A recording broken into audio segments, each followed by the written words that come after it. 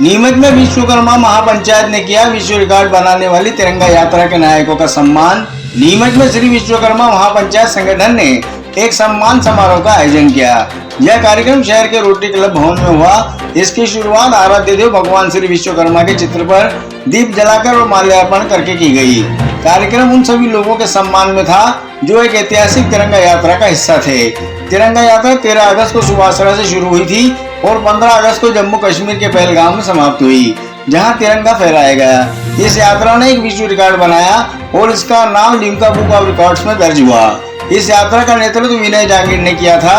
यह कार्यक्रम विशेष रूप से उन यात्रियों को सम्मानित करने के लिए था जिन्होंने इस ऐतिहासिक उपलब्धि को हासिल करने में अपनी भूमिका निभाई। समारोह में उन सभी यात्रियों को सम्मानित किया गया जिन्होंने इस यात्रा में भाग लिया था। इस मौके पर राष्ट्रीय अध्यक्ष विनय जांगीर, प्रदेश अध्यक्ष अरविंद मेवाड़ा, जिला अध्यक्ष शंभू प्रसाद शर्मा, सुदर्शन शर्मा और राजेश शर्मा समेत कई पदाधिकारी मंच पर मौजूद थे। तिरंगा यात्रा को लेकर सबसे बड़ी खास बात यह है कि हम 13 अगस्त को अखंड भारत के संकल्प को लेकर मध्य प्रदेश की सबसे बड़ी तिरंगा यात्रा निकालते हैं। ये यात्रा 120 किलोमीटर की होती है, जो सुबह 9 बजे प्रारंभ होती है और बिना रुके बिना थके हम लोग 120 किलोमीटर चलते हैं और रात को 11 बजे सुवासरा भगत सिंह चौक पर पहुंचकर भगत सिंह जी का दूध से स्नान करवाते हैं। उसके पश्चात हम भारत माता की आरती करते हैं। लेकिन इस बार थोड़ी सी जो है आतंकवादियों ने दुस्साहस कर लिया नौजवानों को हुकारने का, नौजवानों को डराने का। तो इसलिए हम सभी लोगों ने तय करा कि इस बार मध्य प्रदेश की सबसे बड़ी तिरंगा यात्रा के तिरंगे को हम पहलगांव जाकर उसी घटना स्थल पर फहरा कर आएंगे जहां आतंकवादियों ने पूछ कर मारा था। और हम लोगों ने, जैसा कि हम लोगों ने आह्वान करा था कि हम 14 अगस्त को सुवासरा से निकलेंगे और 16 अगस्त को 5 बजे पहलगांव पहुंचकर तिरंगा यात्रा के तिरंगे को फहराएंगे। हम फहरा कर आए और पाकिस्तानियों को मुंह तोड़ जवाब देकर आए। सर, ये जो आपने 120 किलोमीटर की यात्रा बताई, ये पैदल यात्रा है? नहीं, पैदल यात्रा नहीं रहती है। इस यात्रा का तीसरा वर्ष है और ये कारों की यात्रा रहती है।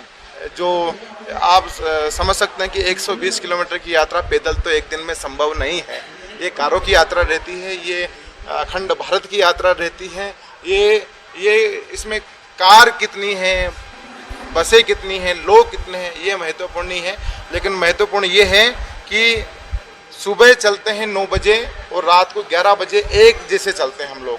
यात्रा में कितने लोग शामिल हुए सर पहलगांव तक की?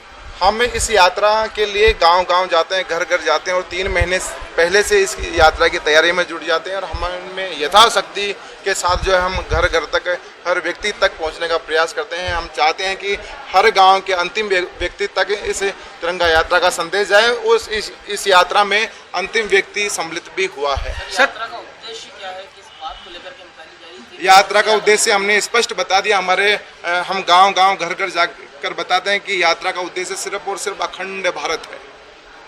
हमने श्री विनय जी जांगीर, जो हमारे संगठन के राष्ट्रीय युवा अध्यक्ष हैं और केंद्रीय वन पर्यावरण जलवायु मंत्रालय के वरिष्ठ सदस्य हैं, उनके आह्वान पर उनके द्वारा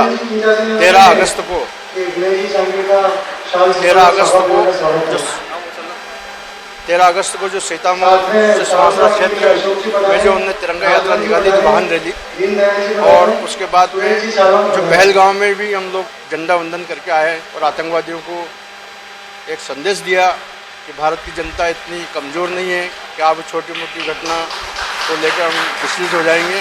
तो जिस प्रकार से उन्होंने कृत्य किया, ऐसे तो हमारे फटाके भारत में फोड़ते रहते, ऐसे कोई दिक्कत नहीं है।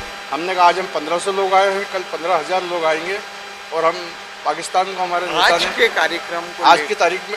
कार्यक्रम में हमने जो तिरंगा यात्रा में सम्मिलित हुए थे हमारे कार्यकर्ता, उनका सम्मान करने के लिए माननीय हमारे युवा अध्यक्ष विनय जी जांगीर जी के नेतृत्व में एक कार्यक्रम आयोजित किया गया। उनके कार्यक्रमों के द्वारा हमारे सभी कार्यकर्ताओं का सम्मान किया गया।